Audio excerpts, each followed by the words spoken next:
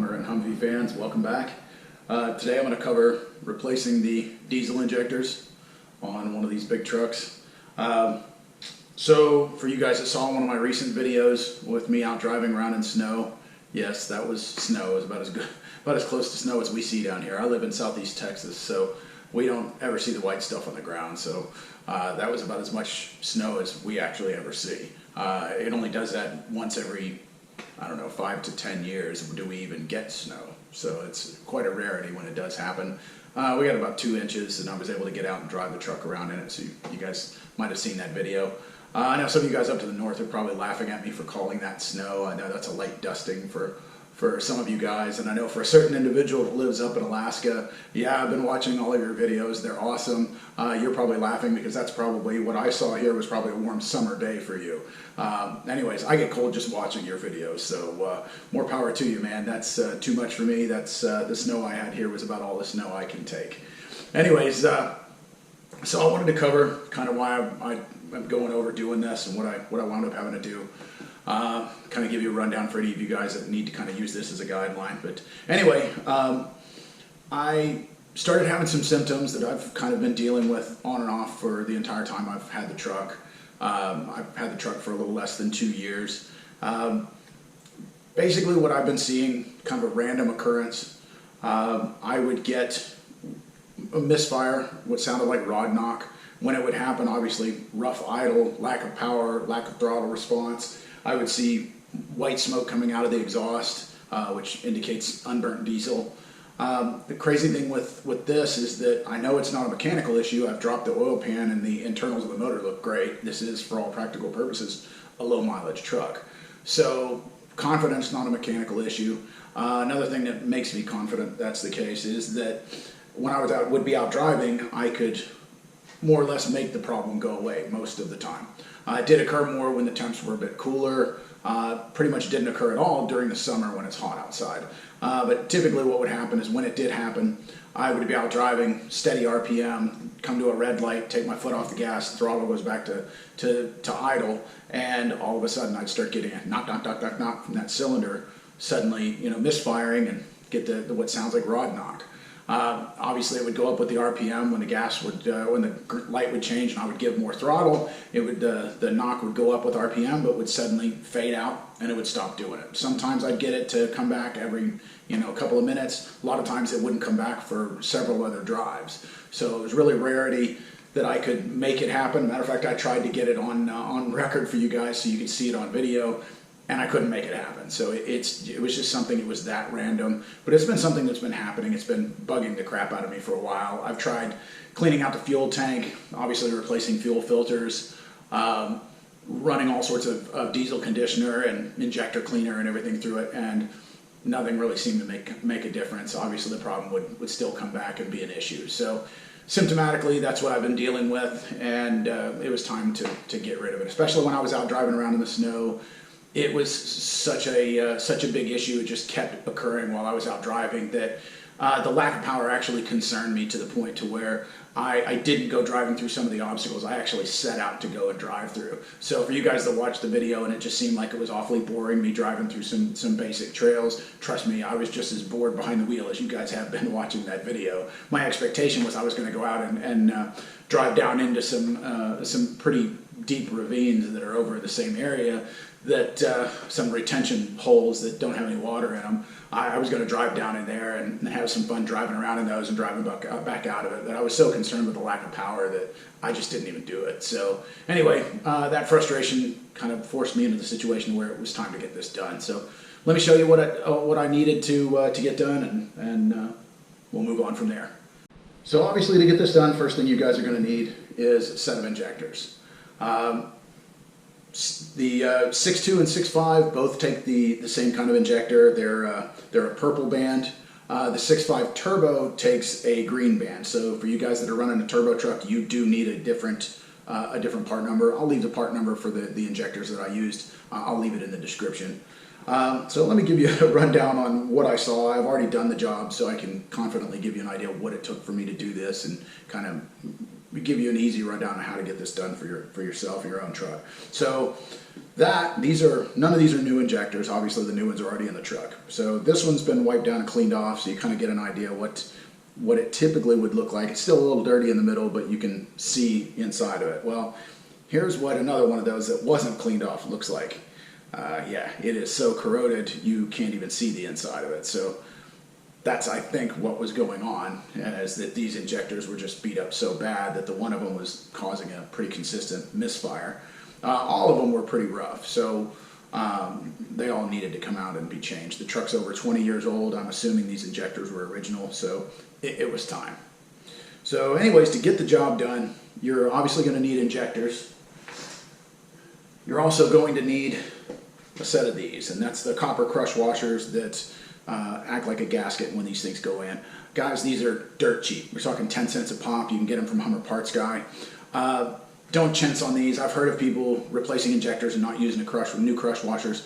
You're there, you might as well. Get you a set of the crush washers and get a few extras. I did, just in case you drop one and lose one, which luckily I didn't, but had I only ordered 8 of them, I obviously would have lost one. It's just the way Murphy's Law is. Anyway, get you a set of these. Make sure you're using those when you replace the injector. And they typically take the old injector out and you can see the copper crush washer still on it. New injector, when it goes in, put it over the barrel, put your finger on it, kind of hold the crush washer in place. When you put it into the hole in the cylinder head, start threading it in. Once it threads in, obviously it'll hold that in place, and you just thread it down until it's tight, and then you'll torque it in at 50 foot-pounds. So, like I said, injector, copper crush washer.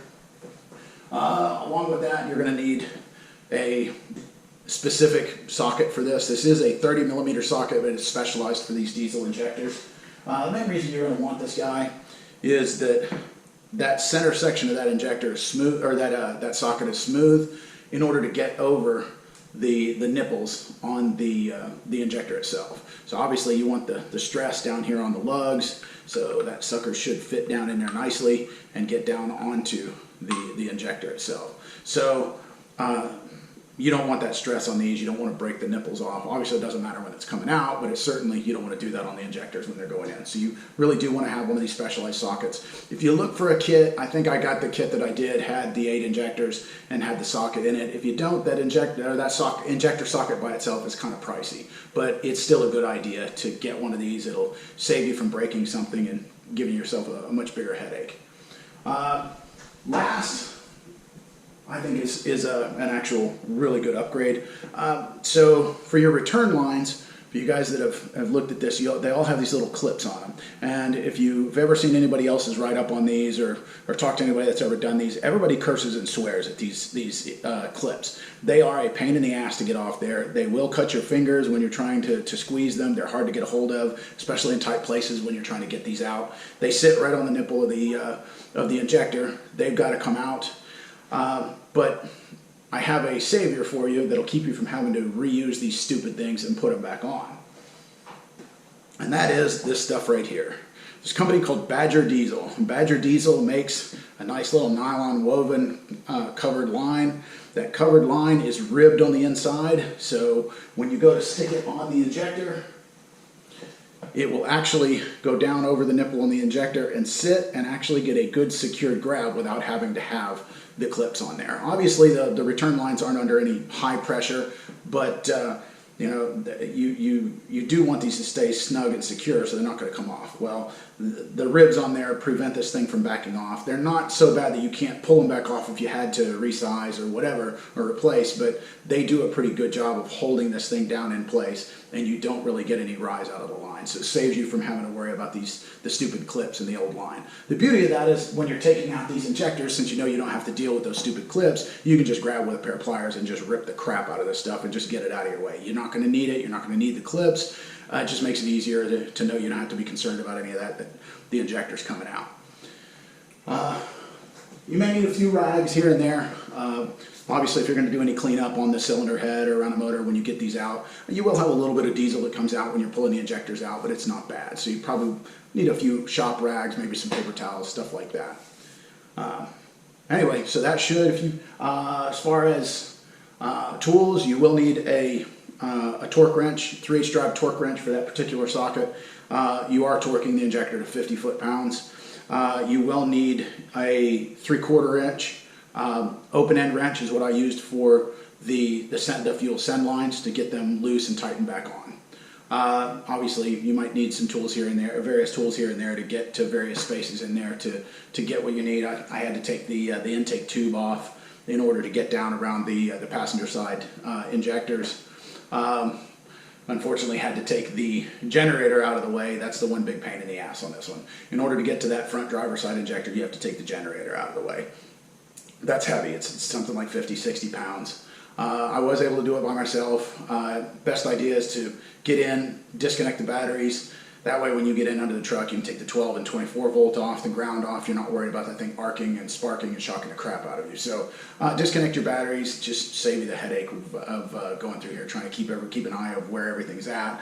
You don't have to worry about that when everything's disconnected. So do that, get the generator out, and get it out of your way. You're going to need to be able to get in there to get that front injector. So, all right, so when you're doing this, I started on the passenger side, had to take off the intake tube to gain access to the passenger side injectors.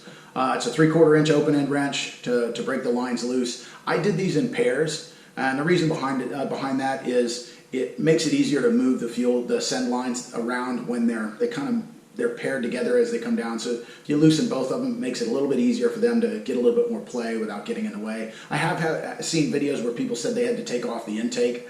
I did not have to take off the intake manifold. It might be more common if you're dealing with a turbo truck. I'm not. This is a 6.5 NA. So for us 6.5 NA and 6.2 NA guys, I don't think we really have to worry about that. I got around it without a problem. 3/4 inch open end, took the two lines loose. You can move them out of the way well enough to get the socket in there. Obviously rip your return lines off, make sure the clips and the rubber are all out of the way so you're seeing the bare nipples of the injector. Shove the socket on there, wrench it out, wipe everything down, keep it a little bit clean here and there. You're not going to drip that much diesel, so don't worry too much about a pan underneath it. You're going to have some dribbles here and there. Your hands are going to get a little bit of diesel on it, but it's not bad. You're not going to have fuel running everywhere and be a big fire hazard, so don't worry too much about that. So on the passenger side, I was able to do the front two from the outside. The back two I had a lot easier time doing with the doghouse off from the inside of the truck, and you'll see that in the videos. And the main reason I'm kind of telling you how I did this rather than doing it, showing you the videos of me doing it, is I found that camera placement was pretty rough while I was doing this, especially under the hood. Unfortunately, the vast majority of the video that was under the hood, you were going to wind up looking at the back of my head, my ponytail, or I think the red HK shirt that I had on for you gun guys. So unfortunately, it was just kind of tight in there filming, and when I went back and looked at the video, it was kind of a crappy shot. So this gives me an opportunity to tell you what I did, and I'll kind of roll through the video so you can see as much as I could show. You see a little bit more on the inside when I have the doghouse open, but it's still, again, you're spending most of your time looking at the back of my shoulders rather than actually seeing the work that's going on. It's just tight quarters. It was difficult to get any good video while I was doing it, and by the time I realized that, I was already done. So moving on to the driver's side, again, started on the inside, started at the back cylinder. It was easiest to do that one from the inside, same general idea. I loosened up, doing them in pairs, loosened up the rear two fuel lines, were able to move them around out of the way, get the return lines off, yank the sockets. Crush washer, new injector, screwed it in, torqued them down to 50 foot-pounds. Like I said, I was doing them in twos, so I did the 4 on the passenger side. Then went in and did the return lines, torqued everything down, put everything back the way it was. Started on the driver's side, did the back two, and then unfortunately, when you're doing the front one, like I said before, you have to get the generator out of the way. There's just no real easy way around it. It is kind of a pain in the tail to do that, but honestly, you're saving yourself a monstrous amount of time getting that out of the way. It's a straight shot. You're not having to work around any big obstacle at that point. So while it's a bit of a headache, it'll make your job a lot easier. Get it out of the way. You don't have to try to work around anything. So anyway, like I said, your injectors go in with a crush washer, torque down to 50 foot-pounds. The torque for your fuel line, your send line, is supposed to be about 18 foot-pounds. I just did it by hand. It was pretty snug when I took it off. I tried to match that same snug with the open end wrench when I put it on. I guess if you guys had the appropriate fuel line socket, you could probably torque it down, or maybe a crow's foot or something like that. It is a 3/4 inch, and I do have a set of crow's feet. I just didn't bother with it. I could probably really torque it if I wanted it to and get it specifically to 18 foot-pounds, but it's been, it worked. So anyways, I was able to get this done over the course of a couple of hours. Just kind of spread it out over the weekend, so you'll see a couple of different shirts as I did it at a couple of different times until I got it all done. It did resolve the problem. I do have better idle. I do not have the smoke. I do not have the knocking problem. The power is much better. Everything just, it's a cleaner run. It's a smoother run. It just, night and day difference. It kind of makes me kick myself in the ass for not doing this a long time prior. So something I kept putting off, assuming it was going to be a big pain in the tail, and it's been more of a pain in the tail dealing with the problem than it has been to just bite the bullet and just get it done. So for you guys that are giving this a thought or maybe having a similar problem, definitely consider doing this. It made a dramatic difference in the way this truck ran. So I highly recommend getting it done. So anyways, that pretty much gives a wrap up of what I had to do on this. Enjoy watching through the videos of me getting this all done and me getting my hands dirty. And I hope this helps some of you guys out. If you have any questions, just shoot them in the comments and I'll do my best.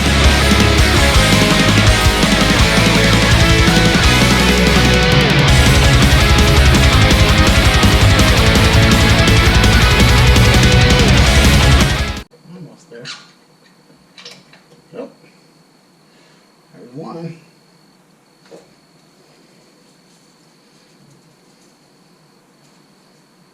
Oh, yeah. Nasty looking. Woo. Yep.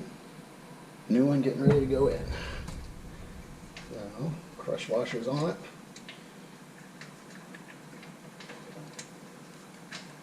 And the torque wrench.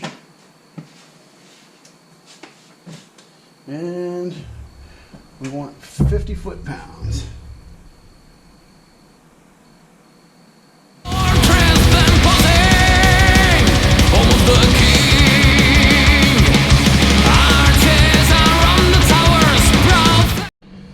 And number 2. Man, that looks bad. Crush washers off, everything. All right. Next one going in.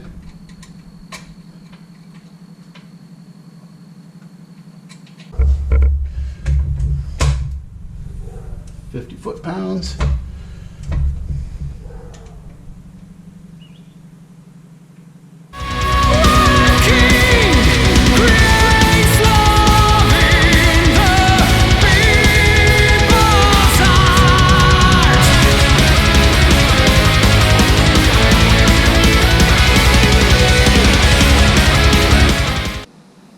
New injector and crush washer. And again.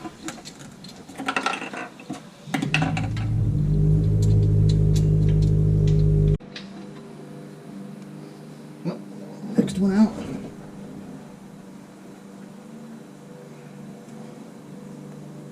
That one didn't look as bad as a couple of the others. Okay, so we're number 4.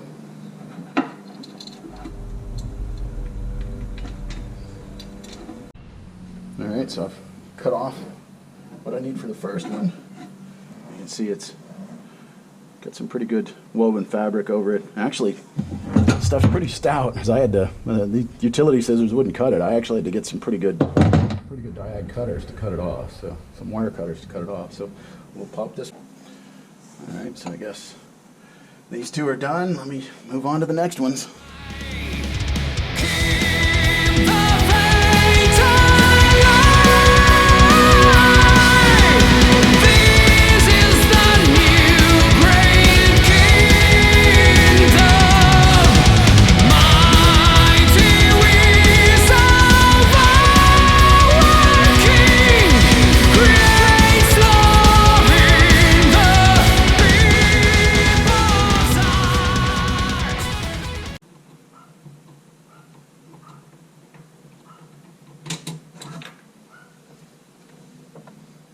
Not horrible. Alright, so once the generator's out, I was able to get the injector out, and now we're going to put in the new one.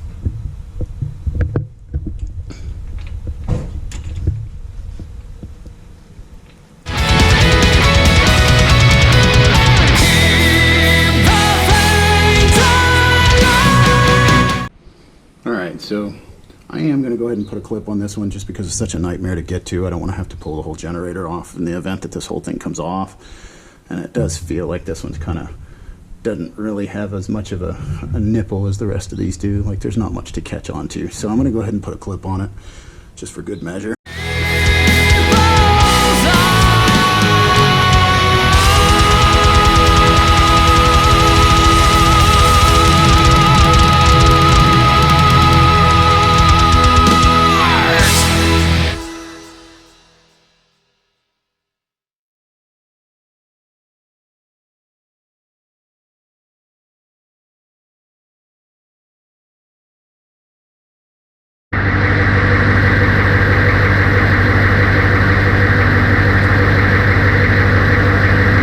So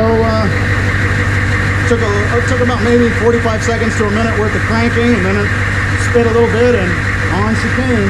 Now I just got to walk around, check for some leaks, make sure nothing's leaking anywhere, but I think it looks like we're good to go.